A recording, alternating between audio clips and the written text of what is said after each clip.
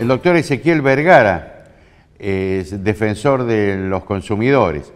Tiene una larga experiencia en este sentido y con él vamos a conversar sobre lo que sufrimos los consumidores. Doctor, ¿cómo le va? Muy bien, Alfredo, muchas gracias por la invitación.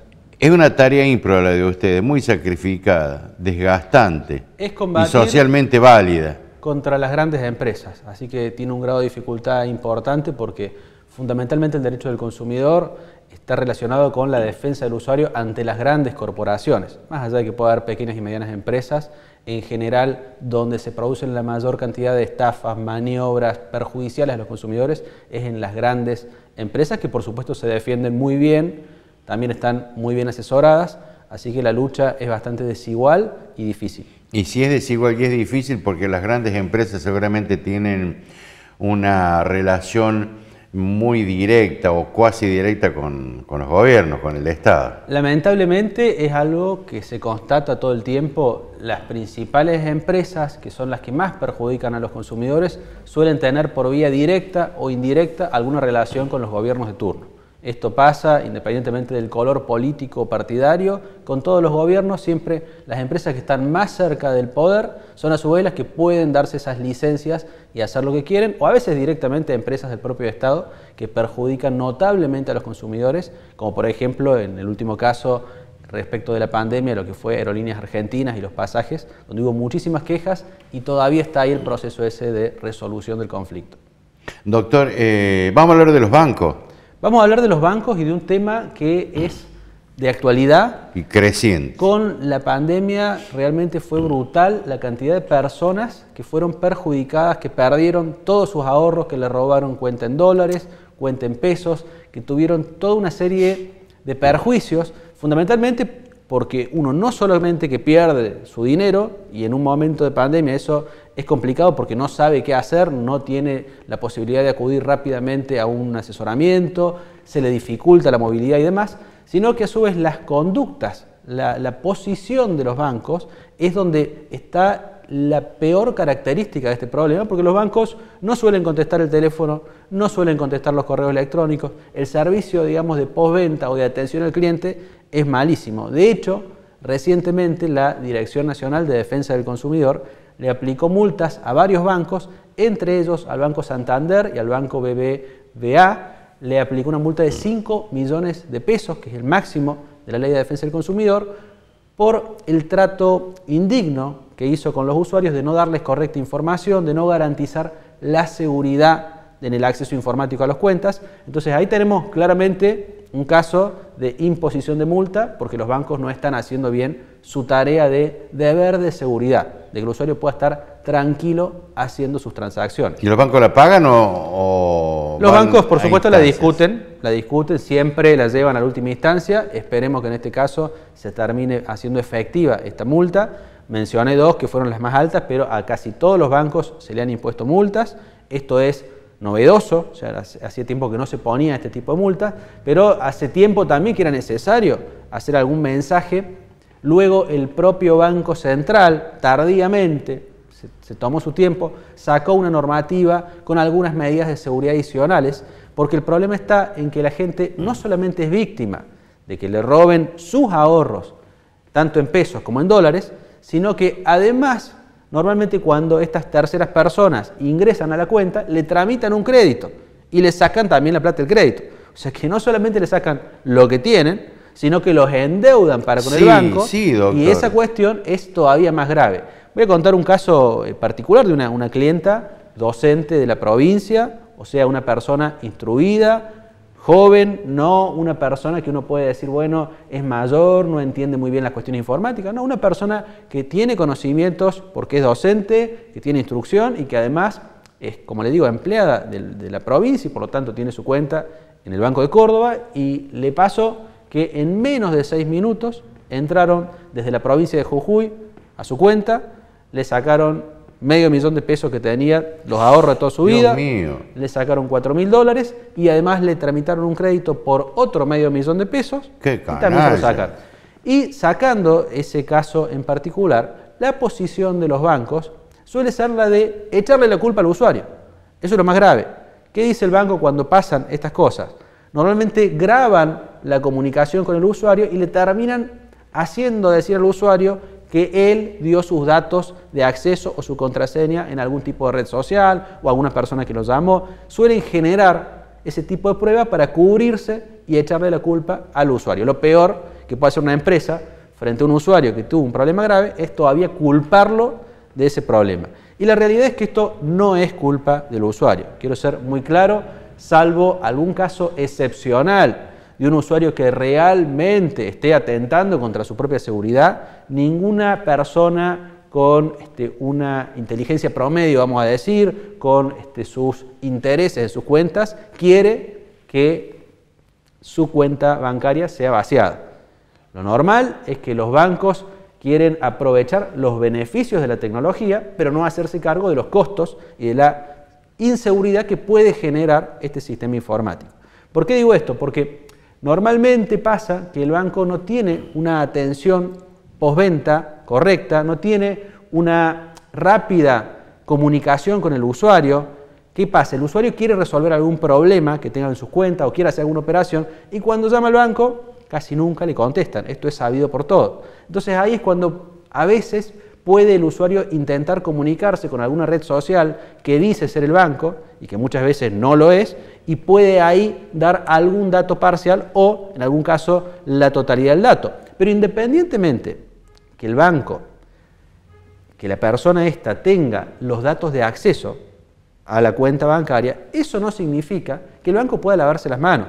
Es como si yo tengo una caja de seguridad en el banco, supongamos una caja física, y alguien me roba la llave, y no por eso el banco se puede lavar las manos, porque alguien con la llave de la caja de seguridad no puede ir a abrir y sacar la plata. Se supone que el banco, cuando va a esa persona, le va a decir, a ver quién es usted, le pide su documento, le hace todo el control. De hecho, en una experiencia personal, hace unos días, fui a sacar un dinero en efectivo de mi banco, un monto bajo, 50.000 pesos, para convertirlo en dólares, porque la verdad que con la inflación, si no esos 50.000 pesos se iban a evaporar. Entonces voy al banco y le digo, necesito sacar personalmente 50.000 pesos. Bueno, ahí tuve que rendir un examen.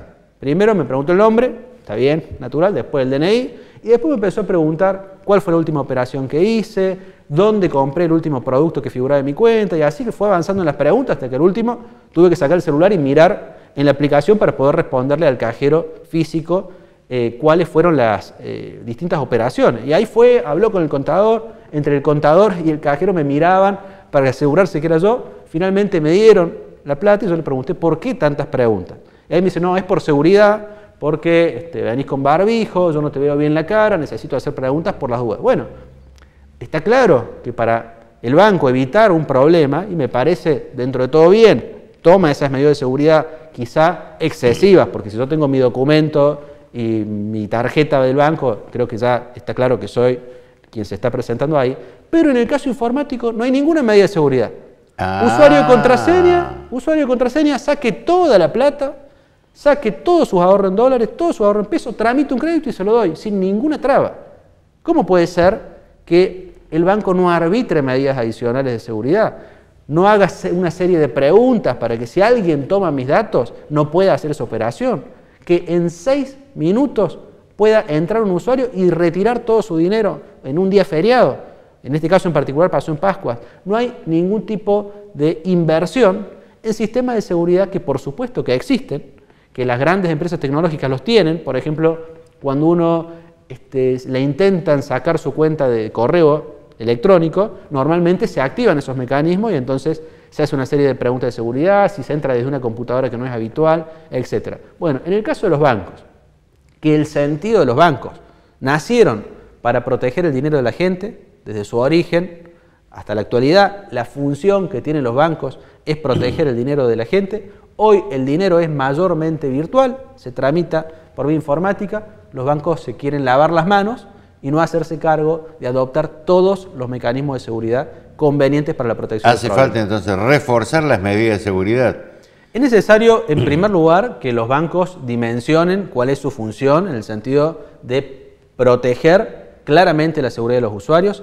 Es necesario que los bancos, si van a trabajar con personas de avanzada edad y además con todo tipo de personas, hagan una inversión en capacitación concientización, explicarle correctamente a los usuarios el funcionamiento, porque en definitiva todos los beneficios de las operaciones que hacen los usuarios, el banco las cobra, gana dinero con eso. Entonces es importante eso, pero más allá de eso es fundamental. No se está cuidando el usuario entonces. No se está cuidando el usuario, por supuesto, pero no solamente tiene que haber una formación de parte del banco al consumidor de los productos que le está ofreciendo. Por ejemplo, preguntarle si quiere tener a disposición un crédito con un clic, porque muchas de las personas no quieren que el banco le permita darle ese dinero solo haciendo un clic. No necesariamente. El banco lo da por sentado porque, por supuesto, cada agente bancario cuyo cuenta a cargo saca un crédito, él recibe una comisión. Lógico. Entonces, al banco, cuantas más créditos salgan, mejor, más beneficio para los empleados y para el propio banco. Pero para el usuario no. Entonces puede que el usuario no quiera tener eso a disposición. Y después, lo que realmente tiene que hacerse sin ninguna duda es reforzar estos mecanismos de seguridad. Y después también está la tarea para lo que es los primeros receptores de este posible problema que tenga el usuario, los abogados, las asociaciones de consumidores o incluso la policía, que muchas veces es a la primera a la que acude el consumidor, tratar de entender y capacitarse a los efectos de no buscar culpar al usuario. Porque a veces la propia policía dice, no, usted cometió el error, a veces ni le quieren tomar la denuncia. Entonces lo primero, yo recomendaría al usuario, si tiene un problema, consultar a un abogado, a alguien que sepa de este tema, porque puede generarse una prueba en su contra y después va a ser muy difícil que él recupere ese dinero. Si él va y hace una denuncia, y en esa denuncia, porque la policía le empieza a hacer una serie de preguntas, termina afirmando, aunque no sea cierto, que él entregó sus datos de usuario y contraseña, después el banco se va a agarrar de eso hasta el final de los días. Todas las vías disponibles están burlándose del usuario. A veces por interés, el caso del banco, y otras veces por desconocimiento de pensar que puede existir un hacker, eso que se ve en las películas, que puede estar forzando la seguridad. Eso en realidad no existe. Si hay una estafa de este tipo, es por acceso a la información. Es como un cerrajero que sabe cuál es la combinación o cómo desarmar una caja fuerte. Es por conocimiento del producto, no es porque sea alguien que conoce y que puede burlar cualquier mecanismo de seguridad, salvo situaciones, como se ve en las películas, completamente excepcionales. Y después también la tarea para los organismos que realmente tienen que sancionar a los bancos, sobre todo para el Poder Judicial. Es importante que el Poder Judicial, tanto las fiscalías, que son defensores naturales del orden público del derecho del consumidor, como los jueces, sancionen duramente cuando hay este tipo de conductas por parte de los bancos. Habría que modificar entonces parte del Código Penal. En realidad la ley es suficientemente amplia y garantiza los derechos de los consumidores. El problema es su aplicación. Los jueces tienen que aplicarla porque si no lo hacen estamos en problema, y lo que suele haber es tratar el caso como si fuera una discusión entre iguales, y cuando el banco dice no, él entregó los datos, a veces se le da la razón al banco sin merituar si el banco no tiene adicionalmente deber de seguridad y si hizo realmente la tarea de proteger esa cuenta informática del consumidor. Entonces, no solo la justicia, sino el Banco Central y la Dirección de Defensa del Consumidor también tendrían que citar, conversar con ustedes, los abogados especialistas, para generar un nuevo esquema en defensa del usuario, doctor. Cosa que tampoco se hace. Algo que hay algunas acciones importantes en este sentido, pero todavía todos los días lo estamos viendo, gente que pierde sus cuentas o que es víctima de este tipo de fraudes y que los bancos no se hacen cargo. Así que ahí es donde tenemos que estar atentos, hacer las denuncias, no dejarse estar, que el problema no termina si el banco me devuelve la plata.